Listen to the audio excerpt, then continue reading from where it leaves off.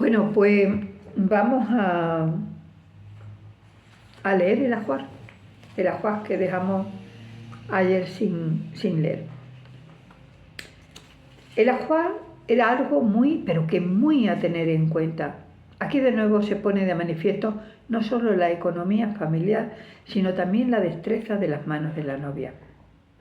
La que tenía dinero, mucho dinero, le bordaban el ajuar, que por lo general eran monjas de algún convento que entre sus trabajos estaba el de bordar y zurcir. Ni que decir tiene que eran auténticas preciosidades las que salían de esas manos. En este caso, la señorita, la casadera, bordaba algo para poder decir que ella también había contribuido al ajuar. Era típico aquello de adjudicar a la niña casadera, fuera de la clase que fuera, en presencia del novio o de la familia, todo lo rico que estaba lo que salía de esas manos, tanto fuera comida como fuera una labor, pero lo había hecho la niña. Las artesanas, a estar en el pueblo y tener más posibilidades de asistir a algún taller de bordado, se solían bordar ellas el ajuar. A veces duraba tantos años como el noviazgo, 5, 10. También en el Colegio Santo Ángel, a la vez de estudiar cultura general, había quien se hacía el ajuar. Y por último, las jóvenes que estaban en el campo. Los ajuares eran más sencillos, cuando lo sabía, y les dedicaban mucha plancha para que luciera mejor lo que de por sí solos no podían lucir. Tener un juego de sábanas de hilo era señal de ser familia acomodada. Poco se usaba este juego de cama. Se tenía para enseñar e iba pasando de generación en generación hasta que el por sí amarillento color del hilo se volvía tan oscuro que más parecía una reliquia que algo que se utilizara en esos momentos especiales en los que se ponían. Momentos especiales como la noche de boda, cuando daban a luz, que iban a verla las familias y las vecinas, y por supuesto era la ocasión para mostrar las sábanas de hilo o semihilo, que no todo el mundo tenía y se podía presumir de ellas. Lo más común en el ajuar de clase media era tener 6 juegos de sábanas bordadas, algunas sin bordar, un juego de hilo o semihilo, 2 mantelerías bordadas, 1 o 2 sin bordar, un par de camisones de dormir bordados y un par de ellos sin bordar. Los bordados eran para cuando se daba luz, ya lo hemos dicho antes. 2 buenas mantas o cobertores, una colcha de invierno y otra de verano, sujetadores, bragas, camisitas interiores, combinaciones, enagua. Como es de suponer, todo dependía de los dineros de cada bolsillo, pero también de los usos y disfrutes a los que se tenía costumbre. A principios del siglo XX, las enaguas eran utilizadas también como empapadores. Como todo, según educación, costumbre y un largo etcétera, etcétera, etcétera.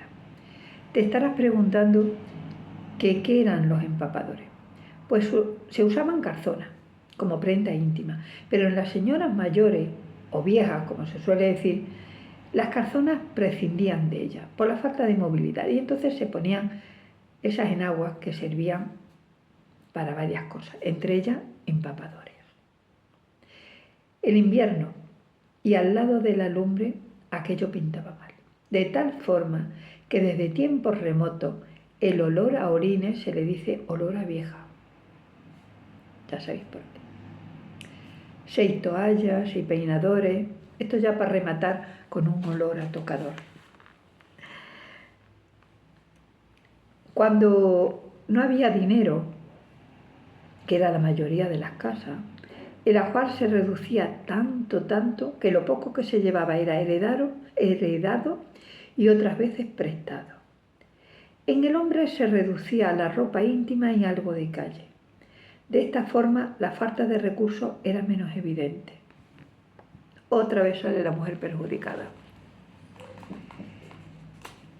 Y una vez conocidos los novios, la familia, habiendo hecho sus tratos y habiéndose puesto de acuerdo con lo que cada uno iba a aportar al matrimonio, el ritual era siempre el mismo, hubiera o no hubiera recursos, Lo que variaba era el tiempo de negociación. Aquí se negociaba la dote que tenía que aportar la mujer al matrimonio. Como se suponía que el marido la tenía que alimentar y que ella iba a estar como una reina tocándose la nariz, pues el padre pagaba por ello. Mandan eso. Y se hacía la pedida de mano. Tradicionalmente, la pedida de mano era el acto por el que el padre entrega a su hija a un hombre que desde ese momento sería el dueño y señor de ella. Si quieres puedes leer el responsable de su seguridad, bienestar, y si además tú te lo crees, mejor para ti. También se encontraban ambas familias para desde ese momento formar un núcleo familiar y por supuesto era el momento en el que se ponía fecha de la boda. Para sellar este acto, los novios se intercambiaban regalos que a lo largo de los años han ido cambiando, pero que vamos, los más comunes y repetidos os sonará mucho. Era la pulsera de pedida, la sortija de pedida. La familia de la novia hacía algún regalo al novio que salía siempre ganando con el trueque, porque aparte de llevarse la dama en cuestión, se llevaba la dote, dinero, tierras, propiedades y el regalito. En la inmensa mayoría, pues no había dote, ni regalo de intercambio, ni nada de nada. Y quien no lo recuerde es porque tiene la memoria más bien frágil, más de lo que debiera, o bien porque no miraba a su alrededor, que quizás eso sea lo peor. Y a partir de aquí se comenzaba con los preparativos de la boda, que dependían mucho de la familia, pudiendo durar una semana y hasta un año. Fácil era elegir a padrinos o testigos porque eso siempre quedaban dentro de la familia. Si bien bodas civiles se celebraban pocas, a excepción de las celebradas antes de la guerra civil, e incluso dentro de la guerra civil, en estas zonas rurales sí hubo alguna celebración por poderes.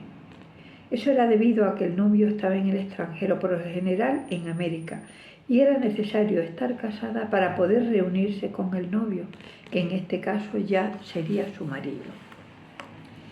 El ritual de estas bodas era similar a las bodas religiosas, pero un poco bastante más sosa.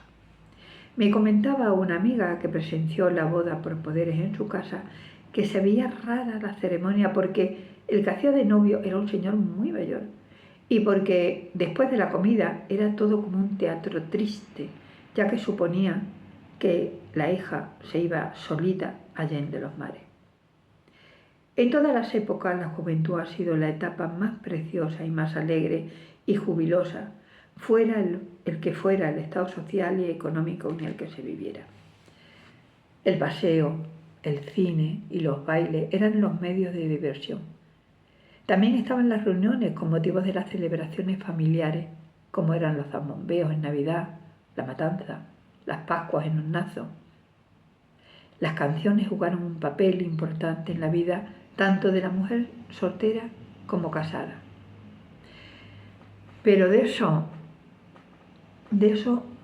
hablaremos mañana, lo leeremos mañana.